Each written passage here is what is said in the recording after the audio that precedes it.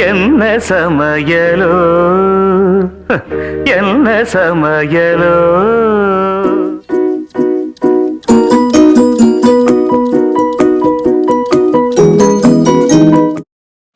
Hi, அனைவருக்கும் வணக்கம். இன்றைக்கி அம்மா சந்திரப்பட்டி சேனலில் நம்ம செய்ய போகிறது வத்தக்குழம்பு. அது செய்கிறதுக்கு தேவையான பொருட்கள் என்னென்னு பார்க்கலாம் வாங்க. வெண்டைக்காய் வத்தல் 2 டேபிள் ஸ்பூன். வெண்டைக்காய் இந்த மாதிரி சின்னதாக கட் பண்ணி எடுத்து வச்சுக்கோங்க. வெங்காயம் ஒரு 6 நம்பர் எடுத்து கட் பண்ணி வச்சுக்கோங்க. 3 பச்சை மிளகாய் அது மாதிரி ஒடிச்சு வச்சுருக்கேன் சின்னதாக. 5 பல் வெள்ளைப்பூண்டு எடுத்து அதை சின்னதாக கட் பண்ணியிருக்கேன். தக்காளி அரை தக்காளி போதும், கட் பண்ணிக்கோங்க. தாளிக்கிறதுக்கு கருவேப்பிலை. ஒரு நெல்லிக்காய் சைஸு புளி எடுத்து ஊற வச்சுருக்கேன் தண்ணியில், சின்ன நெல்லிக்காய் சைஸு. இது தாளிக்கிறதுக்கு கடுகு உளுந்தம்பருப்பு 1 டீஸ்பூன், வெந்தயம் 1 டீஸ்பூன், இது மிளகாய் பொடி ஒரு 3 டீஸ்பூன் எடுத்து வச்சுருக்கேன். இது அரை டீஸ்பூன் மஞ்சள் பொடி, உப்பு ஒரு 2 டீஸ்பூன் எடுத்துருக்கேன். இதை அரைக்கிறதுக்கு, பேஸ்ட் பண்ணி அரைக்கிறதுக்கு அந்த ஒரு தக்காளியில் பாதி தக்காளி அங்கே வச்சுருக்கேன், பாதி தக்காளி இங்கே எடுத்துக்கோங்க. 1 டீஸ்பூன் மிளகு, 1 டீஸ்பூன் ஜீரகம், 2 பீஸ் தேங்காய் சின்னது, வெங்காயம் ஒரு 4, வெள்ளைப்பூடு 2 போதும். இதெல்லாம் சின்ன சின்னதாக கட் பண்ணி எடுத்து வச்சுக்கோங்க.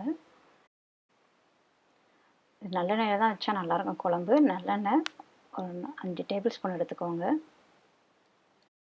இப்போ குழம்பு செய்யலாம் வாங்க. ஸ்டவ் ஆன் பண்ணிவிட்டு ஒரு பாத்திரத்தில் 3 டேபிள் ஸ்பூன் எண்ணெய் போட்டுக்கோங்க. எண்ணெய் போட்டுட்டு அதில் நம்ம கட் பண்ணி வச்சுருக்கோம் இல்லையா, அந்த வெண்டைக்காயும் இதிலேயே சேர்க்கணும். அந்த வெண்டைக்காய் ஓரளவுக்கு ஒரு பாதி தூரம் நல்லா ஃப்ரை ஆகணும். அதனால் அதை என்ன செய்யுங்க, ஃபஸ்ட்டு அந்த எண்ணெய் ஊற்றுறவங்க இல்லையா அதிலே ஃப்ரை பண்ணி எடுத்துக்கோங்க. அது ஃப்ரை பண்ணட்டும், அது ஒரு பக்கம் வேகட்டும். இப்போ இன்னொரு பேனில் 1 டீஸ்பூன் எண்ணெய் போட்டு அதில் வெங்காயம் போட்டு அதை கொஞ்சம் நல்லா வதக்குங்க. அது கூட நம்ம கட் பண்ணி வச்சுருக்கிற வெள்ளைப்பூடு அதையும் சேர்த்து ஒரு கிண்டு விட்டுட்டு, அது கூடவே எடுத்து வச்சுருக்க 1 டீஸ்பூன் மிளகு, சீரகம் எல்லாத்தையும் சேர்த்துக்கோங்க. தேங்காய், தக்காளி எல்லாத்தையும் சேர்த்து நல்லா வதக்கிக்கோங்க. அந்த வெங்காயம் கொஞ்சம் கலர் டிரான்ஸ்பரண்ட்டாக ஆகிற வரைக்கும் ஒரு 2 மினிட்ஸ் நல்லா வதக்கிக்கோங்க. வதக்கின அப்புறம் தான் அதை இறக்கி ஆற வைக்கணும். இது ஏன் இப்படி வதக்கி பேஸ்ட் மாதிரி போடுறோம் அப்படின்னா, இதை போட்டால் தான் அந்த கொஞ்சம் குழம்பு நல்லா திக்காக இருக்கும். ஹோட்டல்லலாம் கொடுக்குறாங்களா அந்த மாதிரி திக்காக தெரியும். வெறும் தேங்காய் அரைச்சி ஊற்றுனீங்கன்னா அது கொஞ்சம் நல்லா இருக்காது. ஸோ நம்ம அதில் போடுற எல்லா பொருளையும் இதே மாதிரி கொஞ்சம் வதக்கி அரைச்சி ஊற்றிங்கன்னா அந்த ஹோட்டலில் சாப்பிட்றவங்களையா ஒரு டேஸ்ட் வரும். வத்த குழம்பு எப்பயுமே நம்ம வீட்டில் வைக்கிறத விட வெளியில் சாப்பிடும்போது அது ஒரு டேஸ்ட் கிடைக்கும். அது அதுக்கு காரணம் இதுதான்.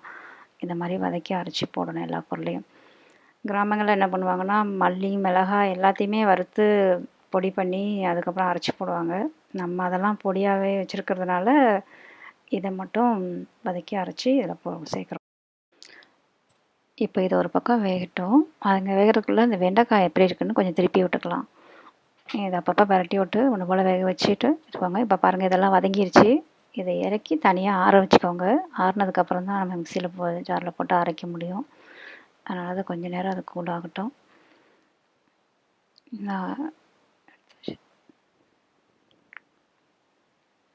இப்போ பாருங்கள், இந்த வெண்டைக்காய் பாதி வெந்துருச்சு. இதை எடுத்து தனியாக ஒரு பிளேட்டில் இல்லை பவுலில் எடுத்து வச்சுக்கோங்க. ஏன்னா அதிலே போட வேண்டாம். இதை எடுத்து தனியாக வச்சுட்டு குழம்புக்கெல்லாம் எல்லாம் தாளித்து முடிச்சு அதுக்கப்புறம் தான் இதை சேர்ப்போம். எடுத்து வச்சுருக்கோங்க தனியாக வச்சுட்டு, இப்போ இதை எண்ணெய் வேறு ஊற்ற வேண்டாம். இருக்கிற எண்ணெயிலேயே அந்த இல்லையா அந்த எண்ணெயிலேயே எடுத்து வச்சு கடுகு உளுந்தம்பருப்பு போடுங்க. கடுகு பொரிஞ்சதும் வெந்தயம் 1 டீஸ்பூன் எடுத்து வச்சோம் இல்லையா அதையும் சேர்த்துக்கோங்க. வெந்தயம் போட்டால் தான் நல்லா வாசனையாக இருக்கும். இப்போ நம்ம கட் பண்ணி வச்சுருக்கோம் இல்லையா, ஒரு பொருளாக சேர்த்துக்கோங்க. வெங்காயம், கருவேப்பிலை, பச்சை மிளகா, வெள்ளைப்பூடு, தக்காளி எல்லாத்தையும் சேர்த்து நல்லா வதக்கிக்கோங்க. இப்போ அது வதக்கிற நேரத்தில், அது வேகிற நேரத்தில் நம்ம என்ன பண்ணுவோம், இதை பேஸ்ட்டை அரைச்சிட்டு வந்துடலாம். இது கொஞ்சம் ரூம் டெம்பரேச்சருக்கு கொஞ்சம் வந்துருச்சு. இப்போ இது நல்லா நைஸாக பேஸ்ட் மாதிரி அரைச்சிடுங்க. குறைலாம் அரைக்கக்கூடாது, நைஸாக அரைச்சிடுங்க.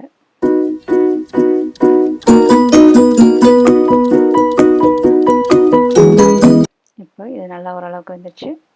இப்போ இந்த சைடில் நம்ம எடுத்து வச்சுருக்கிற மிளகாய் பொடி,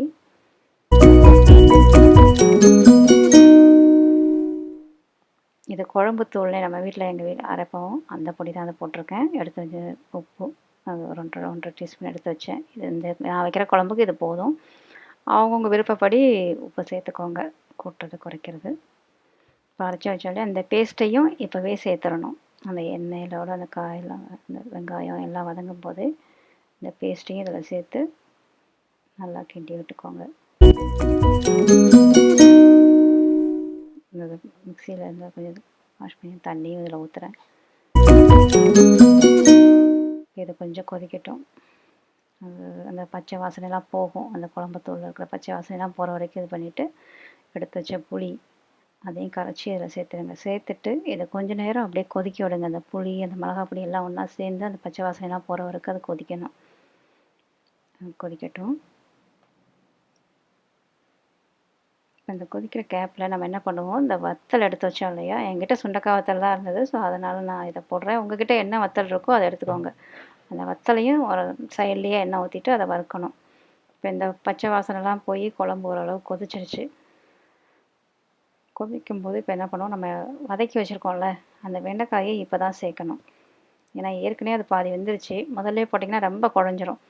அதனால் அந்த குழம்பெல்லாம் நல்லா கொதித்து முடிச்சோடனே போட்டுட்டு அது கொஞ்சம் நேரம் அது கொதிக்கட்டும். அப்போ அந்த மசாலாலாம் அந்த வெண்டைக்காயிலே இறங்கிடும்.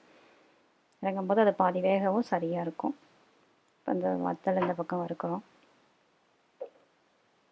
ஒரு சிலர் ஃபஸ்ட்டே வதக்குவாங்க. பட் எனக்கு வத்தல் வந்து கடைசியாக வறுத்து போட்டால் தான் அது கொஞ்சம் கிறிஸ்பியாக இருக்கிற மாதிரி இருக்கும். அதனால் கடைசியாக வறுத்துட்டு அந்த வத்தலை அதில் சேர்த்துருங்க. சேர்த்து அதை கலக்கி விட்டிங்கன்னா குழம்பு ரெடி.